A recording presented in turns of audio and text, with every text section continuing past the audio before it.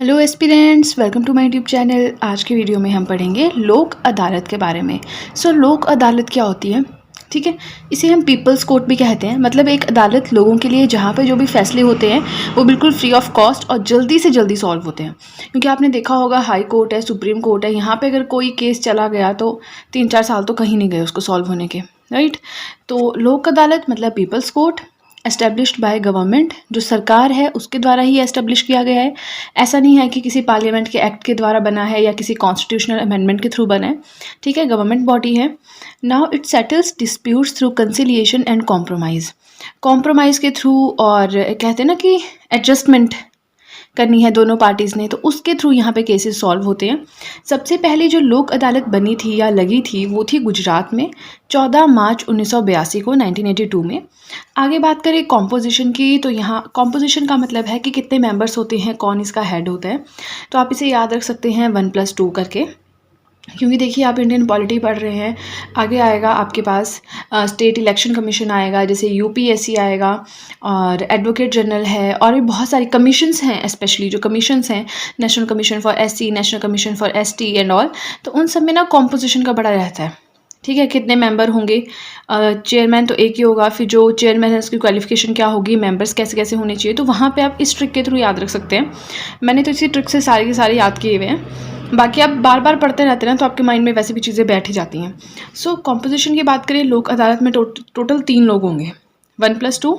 एक होगा चेयरमैन, जो कि जुडिशियल ऑफिसर होगा। जुडिशियल ऑफिसर मतलब जिसने न्याय के ऑफिस में काम किया है, जहाँ पे न्याय की चीज़ें होती हैं, जैसे लॉ ऑफिसर्स जो होते हैं, या फिर जैसे कोर्ट में काम किया है, या किसी जुडिशियल कंपनी में, लॉ फर्म में काम किया है। ठीक है, सिटिंग और रिटायर्ड, या तो काम कर रहा हो वो भी चेयरमैन बन सकता है, या कोई रिटायर्ड मेंबर हो वो भी चेयरमैन बन सकता है, राइट। मेंबर्स की बात करें तो 2 मेंबर्स यहाँ पे बताया गया है। एक होगा लॉयर यानी वकील, दूसरा होगा सोशल वर्कर जो सामाजिक कार्यकर्ता होते हैं, right. Now no court fee, सबसे अच्छी बात है ये कि कोई फीस ही नहीं लगती यहाँ पे।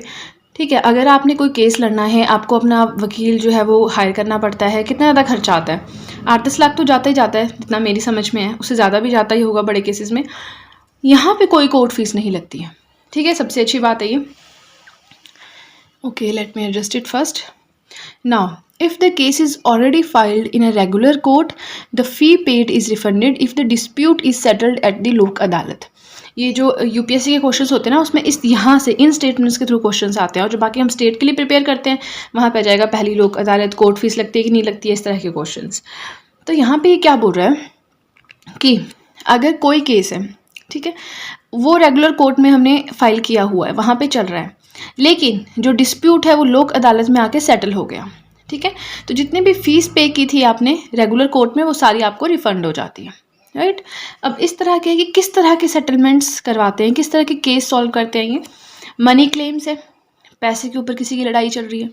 पार्टीशन सूट्स है, लैंड ज़मीन का इशू है। ठीक है, पार्टीशन आप समझते हैं ना कि कौन सी ज़मीन किसको आएगी, 2 भाई हैं उनमें लड़ाई हो रही, तो इस तरह के। मैट्रिमोनियल केसेस, शादी के बाद लड़ाइयाँ चलती हैं, ठीक है, डोमेस्टिक वायलेंस टाइप, तो उस तरह के केसेस को लोक अदालत में लड़ा जा सकता है। As chances of compromise are higher here, क्योंकि यहाँ पे कॉम्प्रोमाइज़ के चांस जो हैं वो ज़्यादा रहते हैं, राइट। उसके बाद है fast and free of cost service. एकदम जाएंगे आप, है ना, तो जल्दी से जल्दी आपका केस जो है वो सॉल्व हो जाता है। फ्री ऑफ कॉस्ट सर्विस है, पैसे नहीं लगते हैं। इसी के साथ आपको एक चीज़ और बता देती हूँ, मैंने काफ़ी ज़्यादा पॉलिटी के 100 नोट्स अपलोड कर दिए हैं वीडियोस, प्लस स्टार्ट किया था मैंने making of the constitution of India से। तो उस सब के लिए मैंने एक प्लेलिस्ट बनाई है, जहाँ पे जितने भी मेरे नोट्स हैं वो आपको एक सीक्वेंस में मिल जाएंगे। तो आप उन सारी वीडियोस को देख के अपनी नॉलेज बढ़ा सकते हैं, और अगर आपको फीडबैक देना चाहते हैं कमेंट सेक्शन में दे सकते हैं। प्लस अगर आपने वो वीडियोस देखनी है और आपको सिंक्रोनाइजेशन मतलब एक सीक्वेंस में नहीं मिल रही है, तो डिस्क्रिप्शन बॉक्स में मैंने लिंक दिया है प्लेलिस्ट का। जैसे ही आप उस लिंक पर क्लिक करेंगे, आप डायरेक्टली वहीं पर प्लेलिस्ट पर पहुँच जाएंगे, और वहाँ पर जाकर आप वीडियोज़ की हेल्प ले सकते हैं। फाइन, नाउ यहाँ मैंने शॉर्ट में लिख दिया है LA Lok Adalat have been given the status of civil court. जो लोक अदालत है इनको सिविल कोर्ट का स्टेटस दिया गया है। Every award made by it is final, जो भी ये डिसीजन लेते हैं वो फाइनल होता है। ठीक है, तो ये हमने पढ़ लिया लोक अदालत के बारे में। आई होप आपको कोई डाउट नहीं रहा हो। प्रीवियस वीडियोस में हमने सुप्रीम कोर्ट पढ़ लिया था, हमने हाई कोर्ट पढ़ लिया था, तो आप वहाँ की मेंबरशिप, क्वालिफिकेशन सब कुछ समझ ही गए होंगे, तो इसलिए हमने आगे चल के लोक अदालत पढ़ा है। आई होप आपको कोई डाउट नहीं रहा है। कोई भी डाउट है just let me know in the comment section. और अगर आपको वीडियो अच्छी लगी है तब तो आपको अच्छे से पता है क्या करना है। जल्दी से कर दीजिए चैनल को सब्सक्राइब, बेल आइकन को कीजिए प्रेस, सो दैट मैं जैसे कोई वीडियो अपलोड करूं आप तक एकदम से नोटिफिकेशन पहुंच जाए। वीडियो को लाइक करें, वीडियो का लिंक शेयर करें अपने फ्रेंड्स के साथ। प्लस इसी के साथ आपको एक चीज़ और बता देती हूँ, मैं अपने चैनल पे HPGK के नोट्स और हिस्ट्री, पॉलिटी, ज्योग्राफी, इकोनॉमिक्स यानी कि जनरल स्टडीज़ के subjects and lesson plans upload करती हूँ। तो अगर आप इनमें से कुछ भी पढ़ना चाहते हैं, हर एक चीज़ की मैंने प्लेलिस्ट बनाई हुई है, वहाँ पर जाके आप देख सकते हैं। एंड आज की वीडियो के लिए इतना ही, हम मिलते हैं नेक्स्ट वीडियो में।